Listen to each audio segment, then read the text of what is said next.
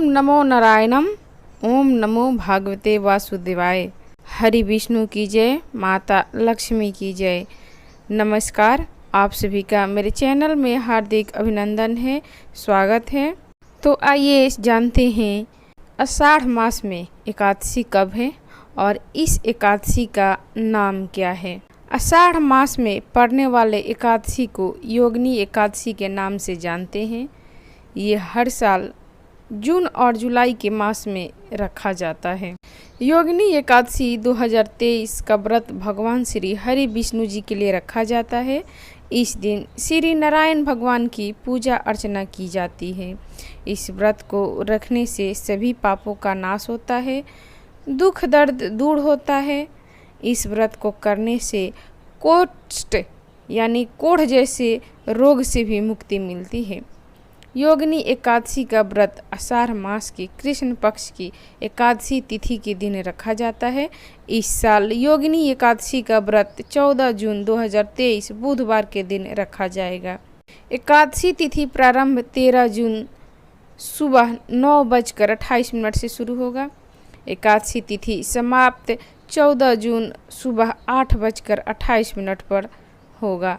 योगिनी एकादशी का व्रत 14 जून 2023 बुधवार के दिन रखा जाएगा। योगिनी एकादशी का पारण का मुहूर्त है 15 जून गुरुवार सुबह 5:22 से लेकर 8:10 तक। इस व्रत को कोई भी जातक रख सकते हैं। ऐसा माना जाता है कि इस व्रत को रखने से बीमारियों से मुक्ति मिलती है और आपका स्वास्थ्य अच्छा रहता है। अगर आप निरोग रहना चाहते हो तो इस व्रत को रख सकते हैं। योगिनी एकादशी का बहुत ही महत्व है।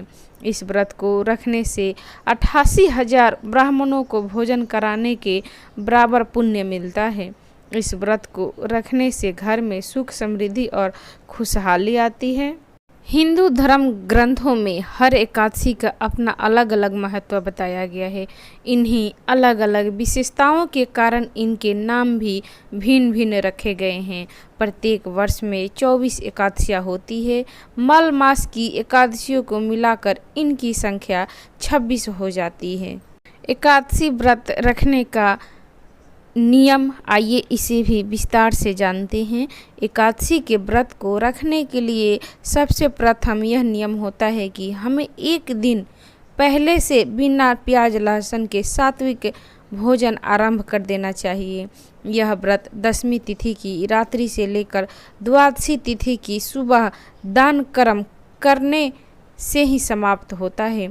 इसलिए व्रती को दशमी से ही तामसिक भोजन करना बंद कर देना चाहिए। पुराणों में इस व्रत का विशेष महत्व इसलिए है कि इस एकादशी तक भगवान विष्णु जागृत अवस्था में रहते हैं। इसके बाद जो एकादशी आती है उसे देवशयनी एकादशी कहते हैं। उसके बाद श्री हरि 4 महीने के लिए दीर्घ शयन चले जाते हैं।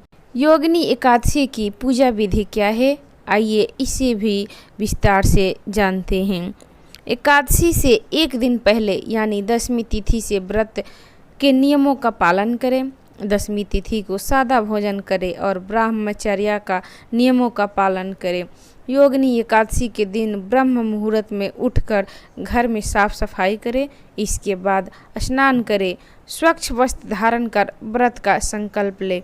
घर के मंदिर में भगवान विष्णु की प्रतिमा, फोटो या कैलेंडर के सामने दीपक जलाएं। इसके बाद विष्णु की प्रतिमा को अक्षत फूल, मौसमी फल, नारियल और मेवे चढ़ावें। विष्णु की पूजा करते हुए तुलसी के पत्ते अवश्य रखें। साथ में भगवान विष्णु के मंत्र का भी जप करते रहें। इसके बाद धूप दिखाकर श्री हरि विष्णु की आरती करें। अब पीपल के पेड़ की पूजा करें। एकादशी की कथा सुने या पढ़ें। इस दिन दान करना कल्याणकारी माना जाता है। रात के समय भजन कीर्तन करना चाहिए। अगले दिन पारण के समय किसी ब्राह्मण या गरीब को यथाशक्ति भोजन कराएं और दक्षिणा दें। इसके बाद अन्न और जल ग्रहण कर व्रत का पारण करें। आइए सुनते हैं योगिनी एकादशी व्रत कथा। भगवान श्री कृष्ण युधिष्ठिर को बताते हैं कि स्वर्ग धाम की अलकापुरी नामक नगरी में कुबेर नाम का एक राजा रहता था। वह शिव भक्त था और प्रतिदिन शिव की पूजा किया करता था। हेमा नाम का एक माली पूजन के लिए उसके यहाँ फूल लाया करता था। हेमा की विशालक्षी नाम की सुंदर स्त्री थी। एक दिन वह मानसरोवर से पुष्प तो ले आया, लेकिन कामासक्त होने के कारण वह अपनी स्त्री से हास्य विनोद तथा रमन करने लगा। इधर राजा उसकी दोपहर तक राह देखता रहा। अंत में राजा कुबेर ने सेवकों को आज्ञा दी कि तुम लोग जाकर माली के न आने का कारण पता करो, क्योंकि वह अभी तक पुष्प लेकर नहीं आया। सेवकों ने कहा कि महाराज, वह पापी अतिकामी है, अपनी स्त्री के साथ हास्य विनोद और रमन कर रहा होगा। यह सुनकर कुबेर ने क्रोधित होकर उसे बुलाया। हेममाली राजा के भय से कांपता हुआ उपस्थित हुआ। राजा कुबेर ने क्रोध में आकर कहा, अरे पापी नीच कामी, तूने मेरे परम पूजनीय ईश्वरों के ईश्वर श्री शिव जी महाराज का अनादर किया है, इसलिए मैं तुझे श्राप देता हूँ कि तू स्त्री का वियोग सहेगा और मृत्यु लोक में जाकर कोढ़ी होगा। कुबेर के श्राप से हेममाली का स्वर्ग में पतन हो गया। वह उसी क्षण पृथ्वी पर गिर गया। भूतल पर आते ही उसके शरीर में श्वेत कोढ़ हो गया। उसकी स्त्री भी उस समय अंतर्ध्यान हो गई। मृत्यु लोक में आकर माली ने महान दुख भोगे।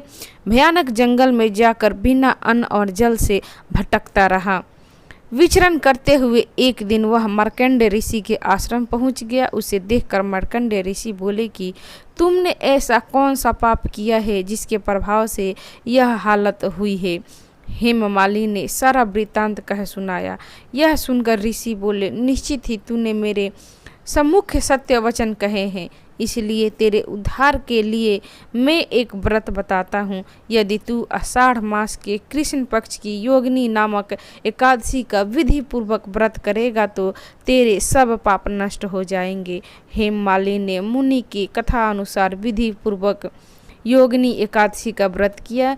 इस व्रत के प्रभाव से अपने पुराने स्वरूप में आकर वह अपनी स्त्री के साथ सुखपूर्वक रहने लगा।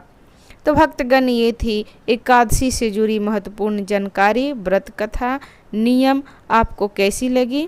अच्छी लगी तो इसे लाइक करें, शेयर करें। मेरे चैनल को कथा सुनने के लिए, जानकारी प्राप्त करने के लिए आप सभी का धन्यवाद। नमस्कार। हरि विष्णु की जय, माता लक्ष्मी की जय।